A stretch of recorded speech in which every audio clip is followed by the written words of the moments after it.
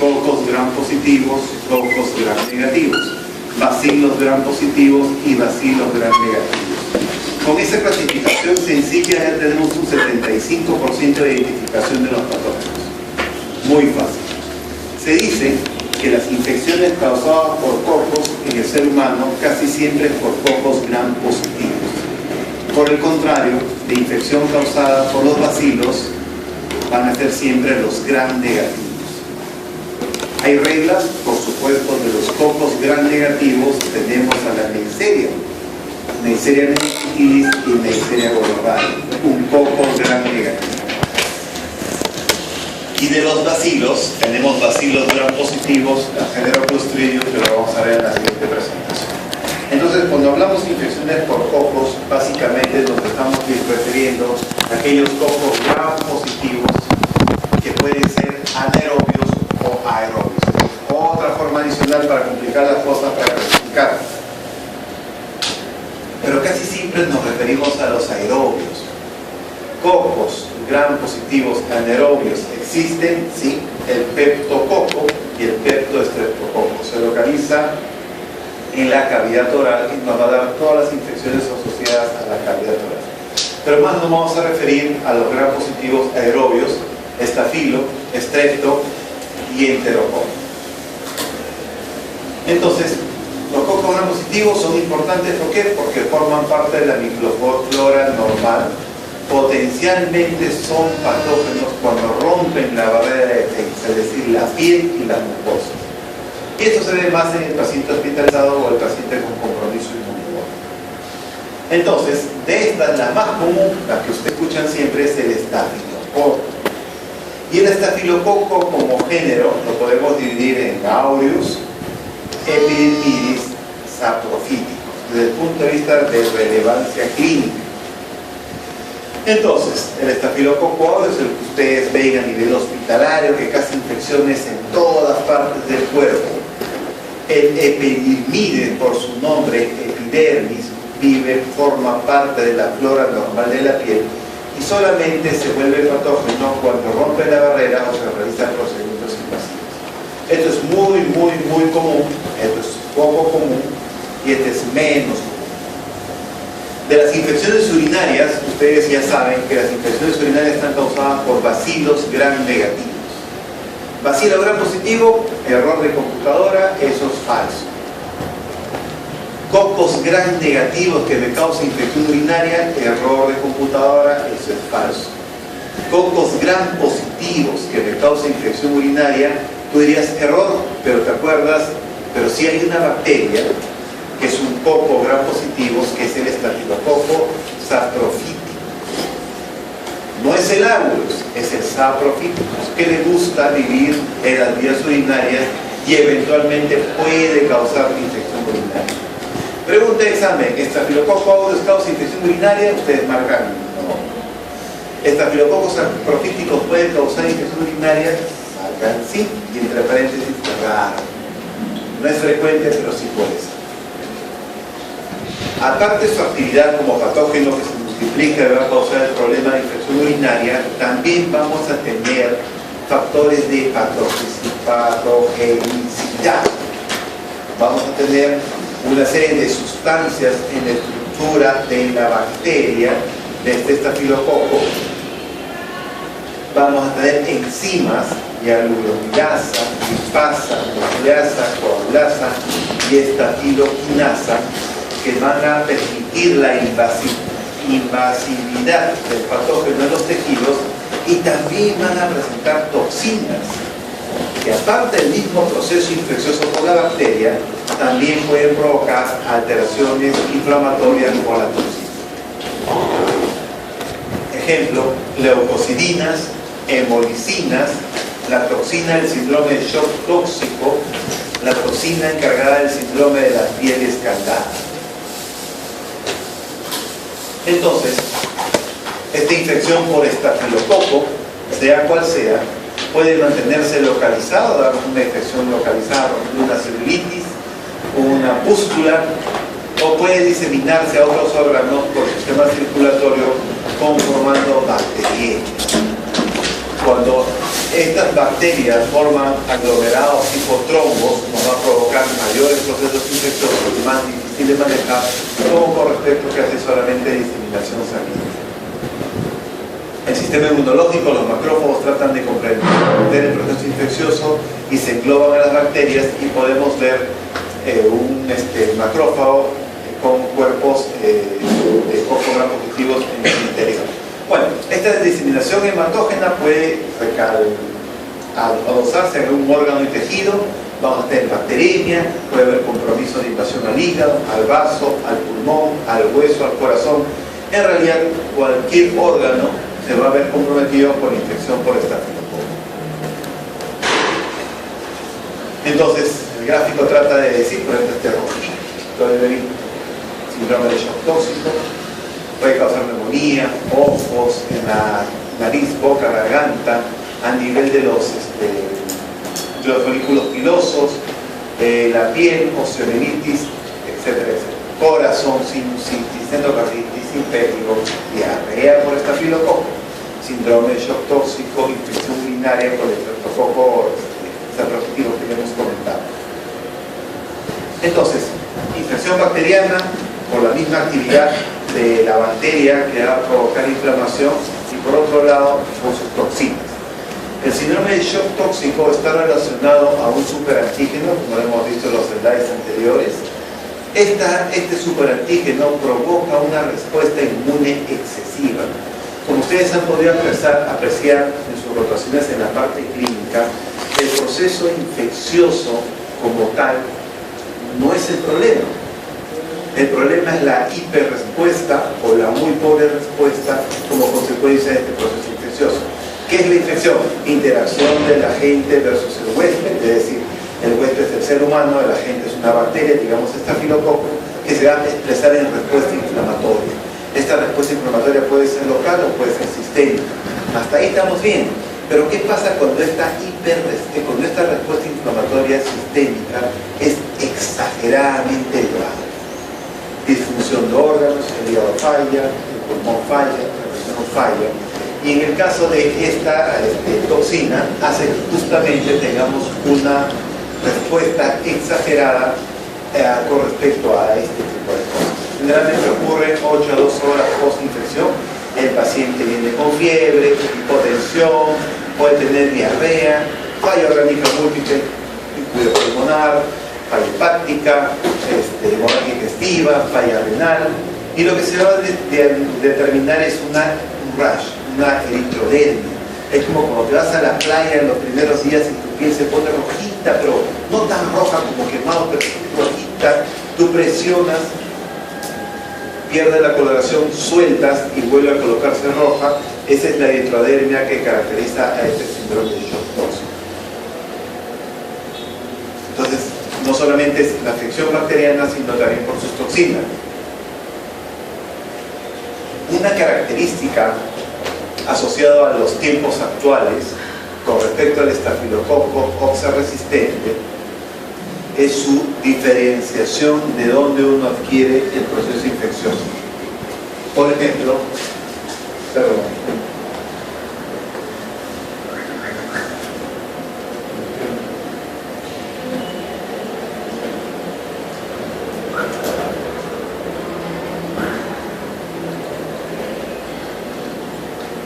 entonces, clásicamente decíamos, un germen resistente, ¿dónde está? En los hospitales. El paciente se contagia por un patógeno resistente. ¿Cuál es el principal mecanismo de resistencia del estafilo? Modificar la resistencia con respecto al oxacilino. Entonces, un estafilococo oxacilino resistente, ¿dónde va a aparecer más? En el hospital. Pues. Así me han enseñado a mí, yo he seguido enseñando durante los primeros años de docente, hasta que la bacteria, como todo ser vivo, aprende a defenderse. Así como ustedes establecen sistemas para sobrevivir, comes durante la clase, te duermes durante la clase, prestas atención durante la clase, te pones al día durante la clase, o sea, haces 3, 4, 5 cosas para tratar de acomodar tu horario. La bacteria también establece mecanismos para poder sobrevivir como todo ser vivo. Entonces, de un tiempo a esta parte, en los últimos 10 años, a nivel mundial, se han reportado de cepas resistentes a la oxacilina, pero en personas que nunca han acudido al hospital. Nunca se han hospitalizado. Tiene celulitis, pero al tomar la muestra sale un estafilococo oxa resistente. Entonces, a raíz de eso, ya se hace una clasificación, como lo que está en el plan. MRSA hospitalario y MRSA comunitario. El primero es lo que clásicamente yo he conocido, y usted siempre han conocido, como el agente, la presentación clínica y el tratamiento. El MRSA comunitario es lo que está emergiendo en los últimos años como una opción.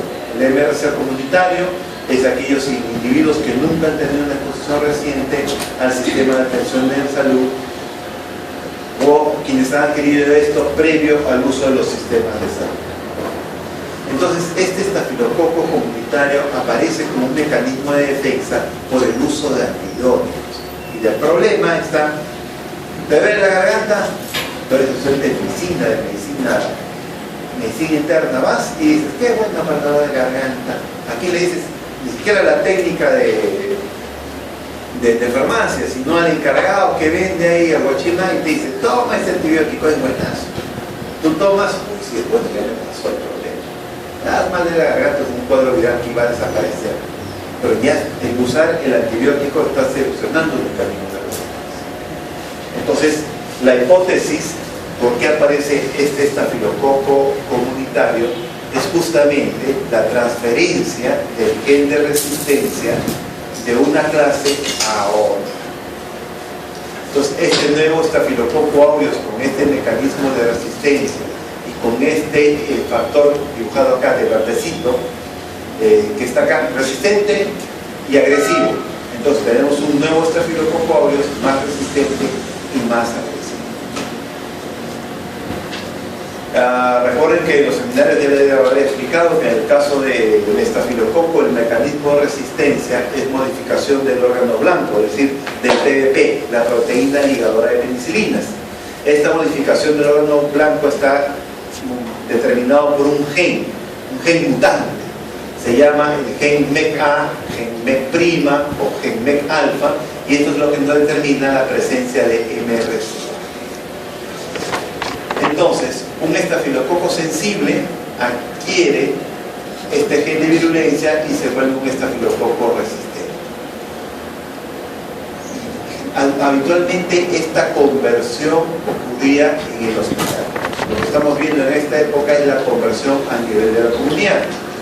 Entonces, este MRSA comunitario tiene una enzima que se llama leucocidina de Phantom Valentin, en su gran mayoría de ellos, es como su marca registrada, lo que nos permite distinguir si es comunitario y hospitalizado.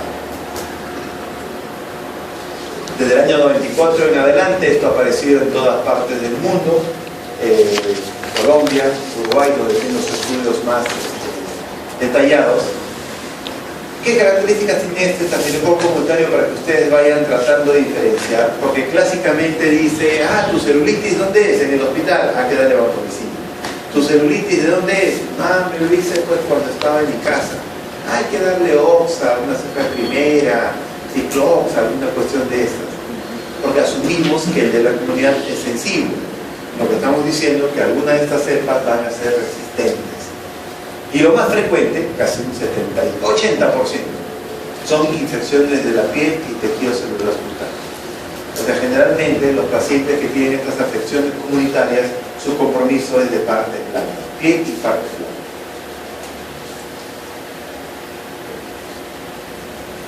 Y recuerden siempre que los extremos de la vida, los muy bebitos y los muy ancianos, son los que van a tener la mayor facilidad de adquirir el proceso infeccioso, la mayor agresividad del proceso infeccioso y mayor mortalidad.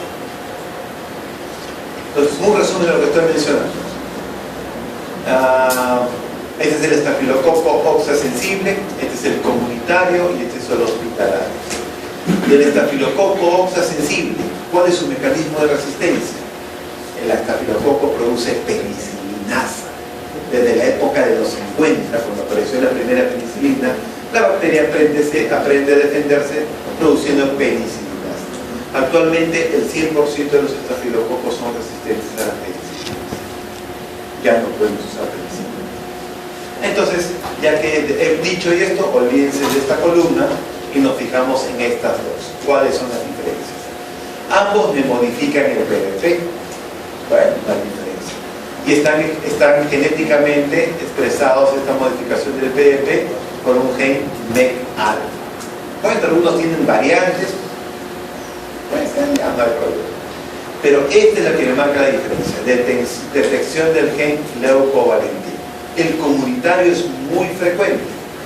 El comunitario tiene el gen leucovalentín para producir la leucocidina leucovalentín. En cambio, el hospitalario es raro.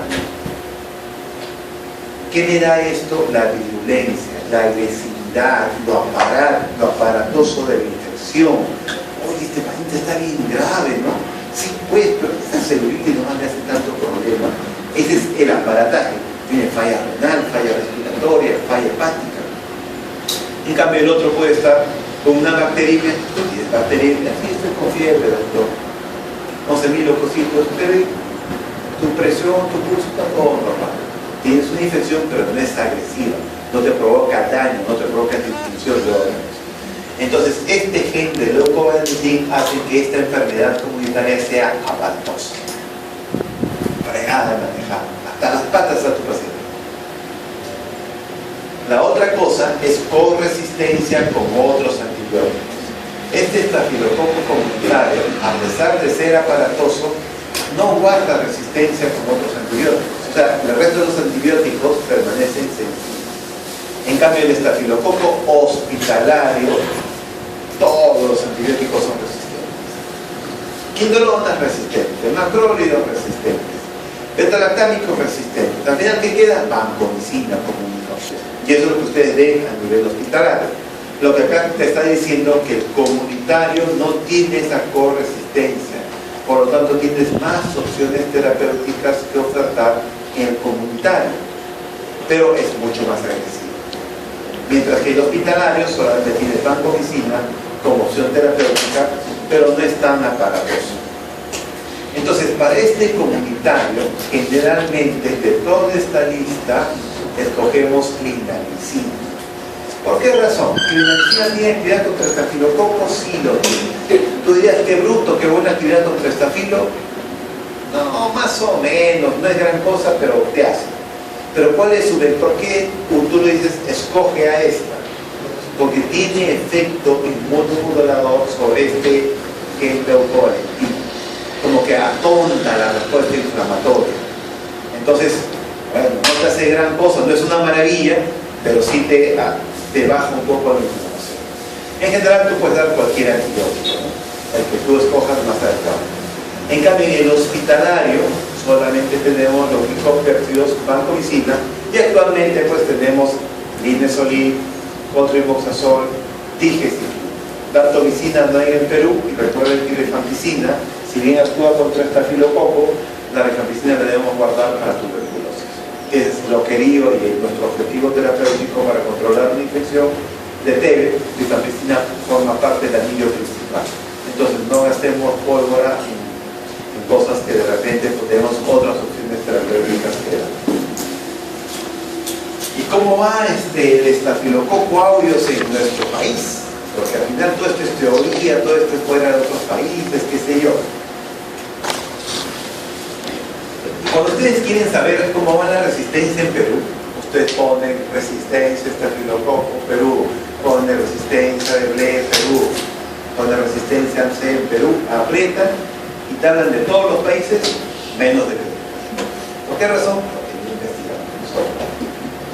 Entonces, curioseando en forma indirecta, arañando, buscando una explicación, tenemos esta evolución de estafilococo aureus multigino resistente, los clones en Latinoamérica. Porque si yo les hablo que hay estafilococo aureus, no es exactamente cierto lo que estoy diciendo.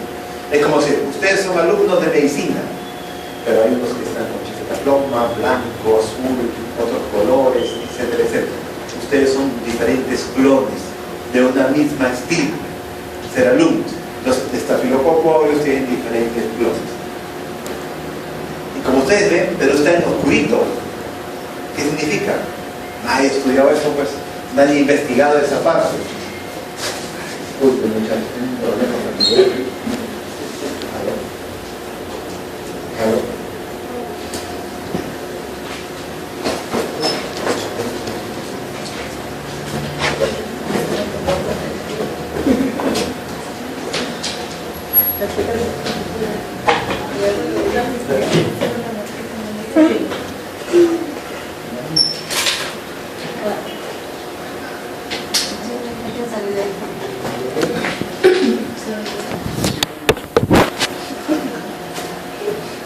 Entonces, bien bonito, tenemos diferentes países, Colombia, Chile, hasta Trinidad y Tobago, no bien, Brasil, etcétera, etcétera, pero todo lo que está marcado en negrito es donde no hay información, no científica.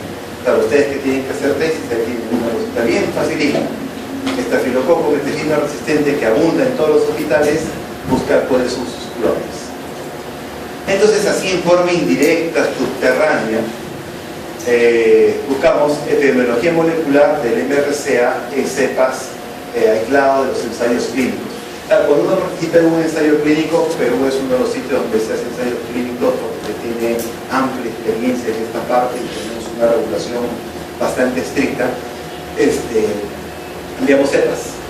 Entonces seguramente han hecho un estudio de algo de estafilococo y han enviado cepas y acá tenemos Perú. Entonces enviaron cepas y la cepa que nosotros tenemos de estafilococo es la USA 800. Tenía que ser americano, es todo lo que hemos hecho. Bueno, eso de repente no te dice muchas cosas. Entonces estafilococo aureus, resistente a la vancomicina, porque la vancomicina también es tu droga alternativa y puede haber resistencia. Bueno, hace varios años se dedicaron a estudiar esto y encontraron que no encontraron cepas de resistencia a la vancomicina por parte del estafilococo aureus. ¿Y qué hay de esta cepa de estafilococo comunitario? Y esto es bien fácil para que ustedes hagan. Lo que hicieron en este hospital es agarrar pacientes hospitalizados y pacientes comunitarios de tres hospitales, Cayetano, Las Placias y el Instituto Nacional del Niño, y dosar la leucocina de Phantom Valentin, que es fácil de dosar. Entonces vieron si tiene esta enzima, es comunitario, y si no la tiene, es hospitalario. Entonces, ¿qué encontraron? Que esta leucocina de Phantom Valentin estaban positivas del 12% de toda la encuesta realizada. Entonces tenemos estafilococo comunitario, si lo tenemos, MRCA comunitario, si lo tenemos, entre 10 a 12%. Se dice que cuando es más del 30% no podemos utilizar un antibiótico en forma empírica. Es decir, no es correcto, porque de 3 pacientes, uno va a fallar. No es ético utilizar eso. Tenemos que cambiar a otro medicamento que sea menor posibilidad de resistencia. Entonces, en este caso tenemos 10%, pero este es del año 2010, han pasado 8 años. Una cosa interesante que ustedes pueden hacer, súper sencillo, estafilococo en todas partes.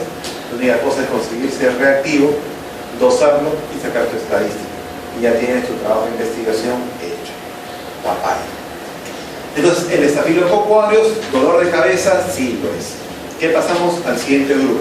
A los estreptococos. El estreptococo es una familia diversa. De estas, la más común es el estreptococo pneumoniae, que es la que está asociada a la neumonía adquirida en la comunidad en persona sin factor de riesgo. Pero también tenemos biógenes, agalactae, viridas, que en algunos casos produce proceso infeccioso, y este Streptococcus fecalis. Este Streptococcus fecalis le llamamos enterococo. ¿Por qué razón? Porque le gusta vivir en la luz del intestino del ser humano, por eso es enterococo. Pero esta es su chapa del Streptococcus fecalis. Una vez en un examen preguntamos sobre el enterococo fecalis y ustedes vinieron a reclamar porque enterococo no le habían explicado. No, le habían dicho que es enterococo, pero no que es un estreptococo. En realidad estos son sinónimos. Esta es la jerga y ese es el estreptococo. Este es como decir neumococo. ¿Quién es el neumococo? El estreptococo pneumoniae. El estreptococo piógenes es la que está asociado a las infecciones de la piel y básicamente al impético. Esto es lo que van a ver ustedes en los niños generalmente cuando no tienen pediatría. Viene la señora con sus dos hijitos que están que se rascan, tú ves en la zona se rascan y vas a encontrar lesiones costrosas, como si fuese lo que llamamos costras mieliformes, es decir, como que hubieses colocado miel y se hubiese secado, que tú lo jalas y empiezan a escapar y te dejan así como en la cara. Entonces está lleno de infección y el niño se rasca acá y luego se rasca el cabello y acá aparece la costra, se rasca detrás de la oreja y aparece en la oreja. O sea, donde se rasque va a aparecer el proceso infeccioso, por eso es muy contagioso. Estas lesiones superficiales se rompan, forman costras altamente contagiosas. Y por otro lado están las erisipela, como cuando alguien se va a la playa, con la piel normal y bien delimitado la zona del proceso inflamatorio. Faringitis estreptocócica, cada vez menos habitual. Recuerden que las infecciones faringias altas, el 99% son virales, el 1% son bacterianas. Una faringitis no se trata con antibióticos, es viral. Nuestro error es que casi todos tomamos nuestro antibiótico. Y también este estreptococo nos puede dar infecciones sistémicas, fiebre escarlatina por una toxina hidrogénica, infecciones sistémicas, neumonías, así como hay infección de shock tóxico por estafilococo. Este provoca shock tóxico por estafilococo. Ya muy raro, no, yo no soy médico de niños, pero ya cada vez menos se ve fiebre reumática, que era la secuela cardíaca de una faringitis maltratada. Y glomerulonefritis aguda, como concepto de una nefritis por estreptococo piógenes, porque actualmente cualquier proceso infeccioso ya estás tomando antibióticos y rápidamente te aborda el cuadro. Pero lo más común de todo esto es el impétigo. Una vez que ustedes ven un impétigo y lo van a ver en su rotación de pediatría, no se van a olvidar. Muy raro que un adulto tenga impétigo, porque te está hablando de un hábito de higiene totalmente inadecuado. Es muy inusual. No digo que no lo sea, pero es inusual. Generalmente esto ocurre en los niños. El estreptococo fecalis o el enterococo básicamente está asociado a dos patologías: la infección urinaria y la bacteria.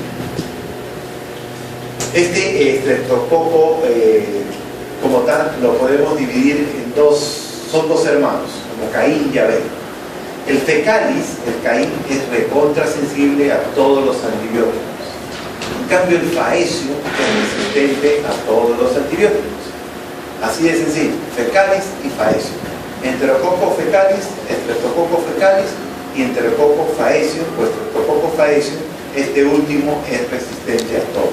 Cuando digo tratamiento, a todo tratamiento para enterococo, básicamente me estoy refiriendo a penicilinas, a glicopéptidos y vancomicina, porque para el resto es resistente intrínseco.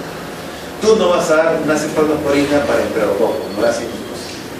No vas a dar un carbapenem para enterococo, no le hace microsquidia. Es solamente penicilina, aminoglucósidos y glicopéptidos. De penicilina generalmente damos ampicilina o amoxicilina como opción terapéutica. De aminoglucósidos puedes coger amicacina o gentamicina, y de glicopéptidos damos vancomicina. El resto es resistente. Entonces, este enterococo faecio tiene 5 tipos de resistencia denominadas de la letra de la A hasta la E. La más común es la letra A, VAN A. VAN A es el mecanismo de resistencia. Y esto no da resistencia a la vancomicina y teicoplanin. Teicoplanin hay en nuestro país, pero la verdad nadie lo utiliza, yo nunca lo he utilizado, no sé qué explicarles de teicoplanina, así que voy a seguir sin utilizarlo. No está en el petitorio del seguro, no está en el petitorio del MINSA, pero es resistente por la gran mayoría a este mecanismo, así que por la pura lo vamos a usar. Una cosa interesante con el enterococo que debemos tenerlo bien en cuenta, porque vivimos en Perú, y esta es la experiencia de Bélgica, cuando hicieron su su revisión de mecanismos de resistencia, encontraron que el 28% de los residentes de Bélgica tenían enterococo resistente a la vancomicina en heces. Pero ellos no es que van a la farmacia y se toman un antibiótico, van al médico y se preguntaban, ¿por qué? Si yo no he ido al hospital, no he tomado ningún medicamento, ¿por qué tengo este germen resistente?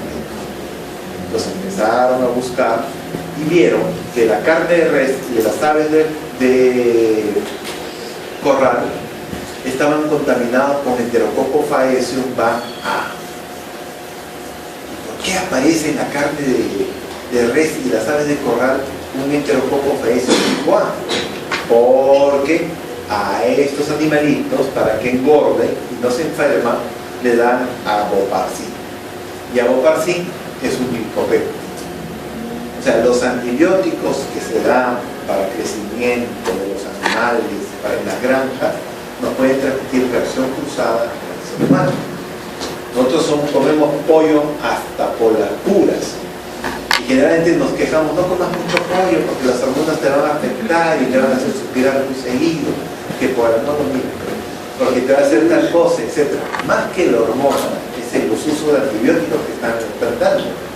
Porque si en Europa, que es bien regulado, usan antibióticos, acá que nadie regula, seguramente la cantidad de antibióticos que dan, y todo eso lo ingerimos, y lo ingerimos todos los días, porque casi todos los días comemos pollo, y vamos a tener mecanismos de resistencia sin haber tomado ningún antibiótico.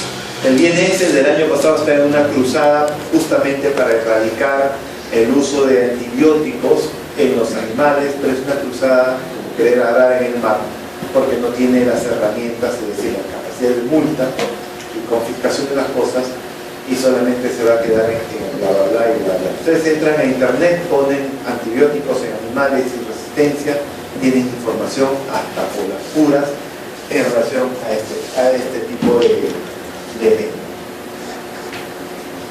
y el tercer germen común es el Streptococcus pneumoniae. Streptococcus pneumoniae, ¿qué da? Neumonías, por supuesto. Entonces, ese es el agente etiológico de la neumonía comunitaria sin factor de riesgo. Es el que está provocando el cuadro. Sin embargo, no solamente es a nivel pulmonar, sino como ven ustedes en la lámina, se puede ir a cualquier sitio y provocarnos cualquier proceso infeccioso. A nivel sistema nervioso central, en el adulto, es el causante de meningitis, el Streptococcus pneumoniae, la primera causa de infección, y puede irse a, como les comento, a todas partes. Infecciones de las vías respiratorias altas, tipo otitis y sinusitis, al corazón, enfermo pleural, infección intraabdominal, hueso, meningitis ya vamos a comentar. ¿Qué hay del problema del Streptococcus pneumoniae? Así como el resto de las bacterias, el estafilococo, el enterococo, tienen resistencia asociada, el Streptococo también tiene resistencia.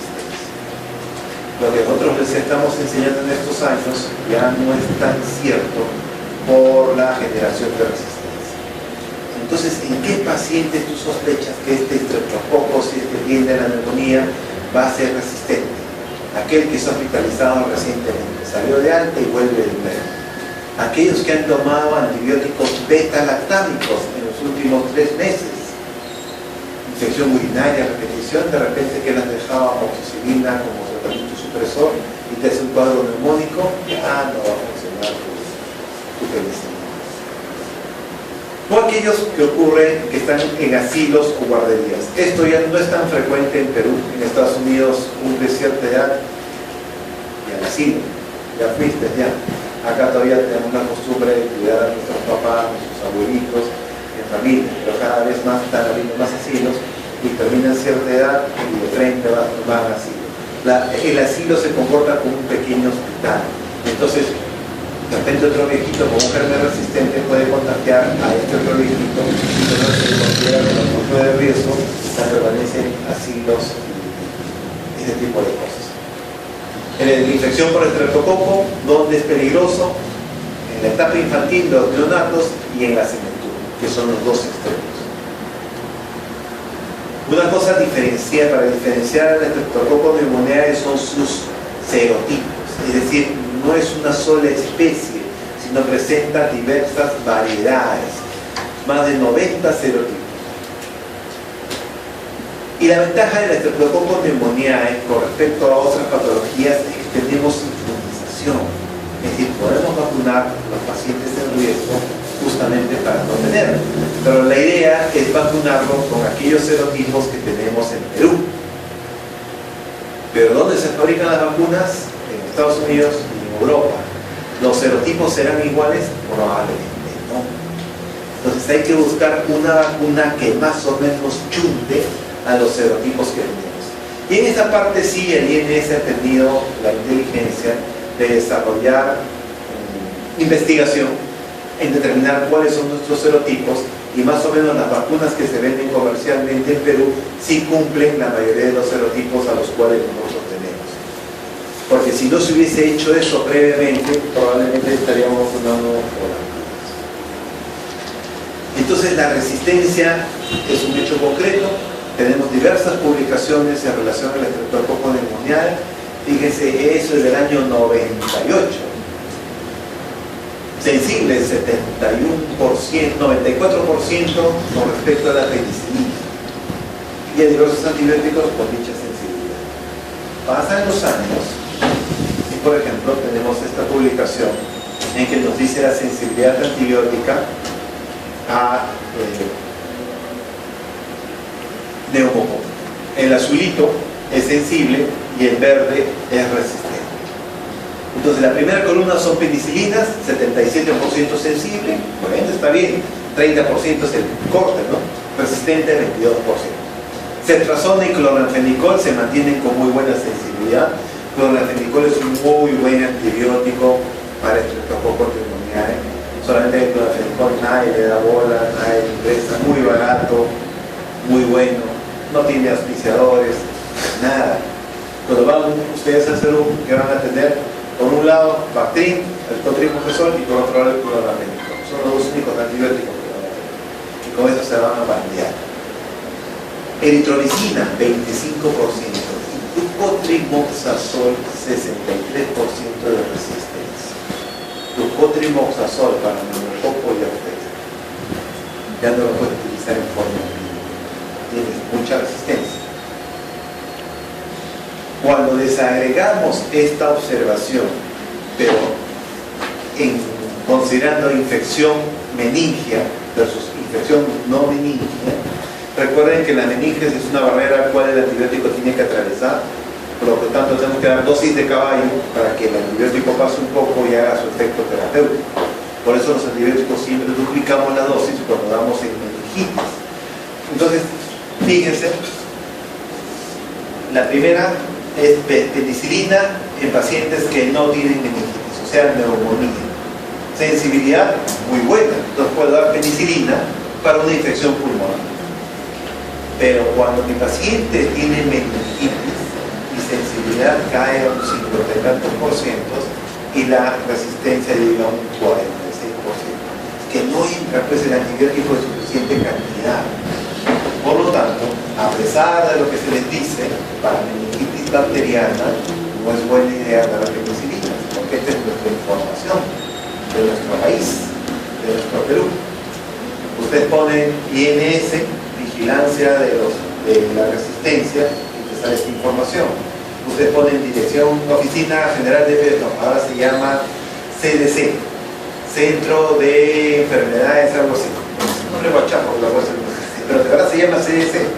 CDC Perú, y te sale Sistema de Vigilancia de Gérmenes Resistentes y te sale esta información.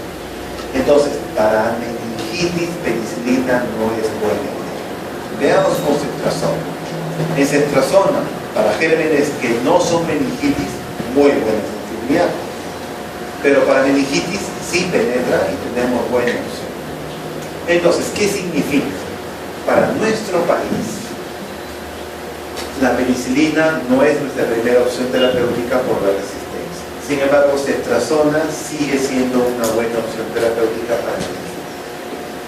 Pero ustedes, como son medio gringos, miren ustedes su guía Sampo, miren internet, ¿y qué ven? Meningitis, cetrazona más vancomicina. Quieren darle vancomicina a su paciente acá en Perú. ¿Por qué la gringada pone vancomicina? resistencia, porque su resistencia a cetrazona es muy alta, es más del 30%. Entonces, para asegurarse, agregan vancomicina. Pero eso no sucede con nosotros. Nuestra resistencia a cetrazona es muy baja. Por lo tanto, cetrazona para meningitis sí lo podemos seguir dando. Esa es la implicación porque ustedes, cuando roten en algunos servicios, van a ver que meningitis quieren dar cetrazona más bajo. Y no debemos hacer eso porque no es nuestra realidad.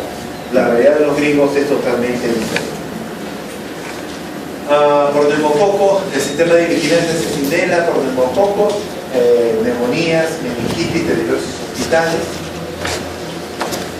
El serotipo más común es el 14, que en el sistema de vacunación todavía se mantiene como tal.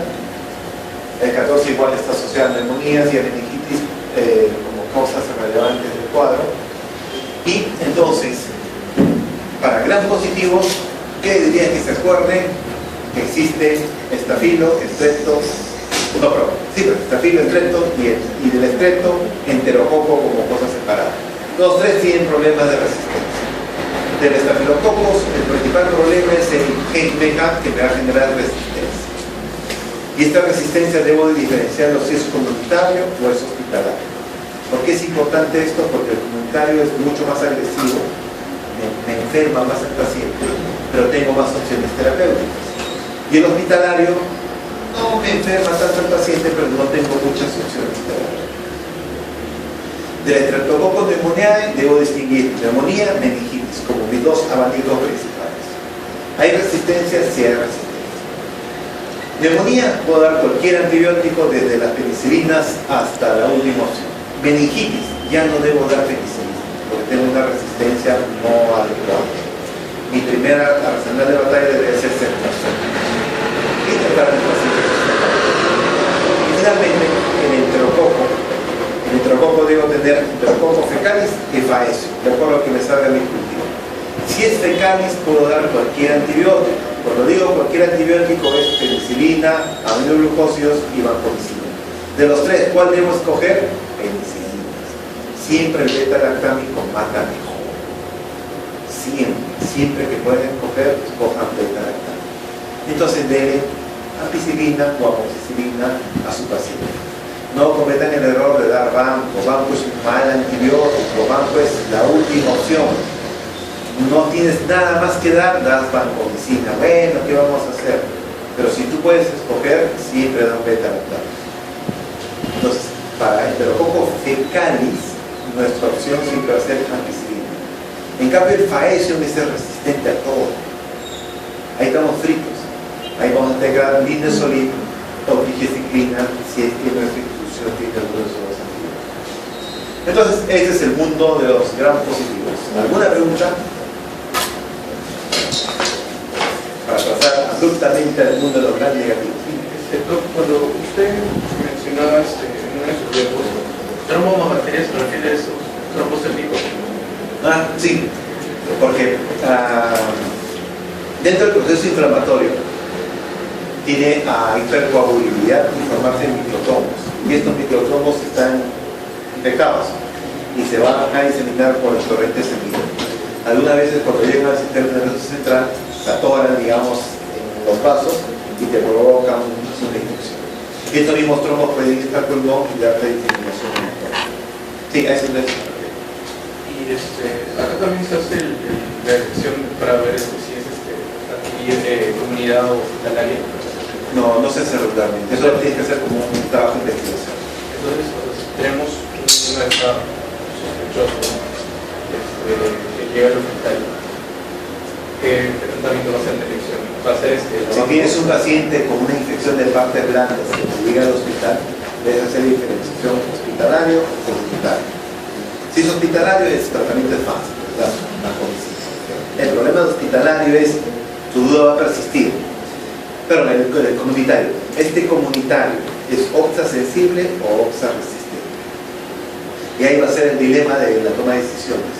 Probablemente si tu infección de partes blandas es aparatosa, te da disfunción de órganos, te da falla renal, falla hepática, de repente vas a decir, eso es un MRCA comunitario. Entonces, nuestra opción terapéutica de oxacilina no la va a seguir. Pero de repente es una celulitis que tú la ves, el paciente está enfermo, pero no te llevan tanto a disfunción. Entonces tú vas a decir, esto es un proceso comunitario común y corriente, le voy a dar ortecilina o cefeprimero. Desafortunadamente a ese nivel de decisión estamos, porque habitualmente no tenemos una prueba que nos confirme la presencia de Había dicho que me interesa la medicina porque era como moderadora, más o menos, pero para los dos, los objetos se hagan. No, el hospitalario, Clinda ya es resistente. Claro. La vacuno. Por eso digo, la sospecha de los dos hospitalarios comunitarios se hagan. Digamos, tienes un comunitario, pero está bien aparatoso, chocado hasta las patas. Entonces tú dices, de repente es O sea, lo que voy es, tenemos el MERSA comunitario, tratamiento clínica. No se le ha dado. Clínica como monoterapia. Segunda pregunta más. Entonces, abruptamente pasamos a otro tema, que son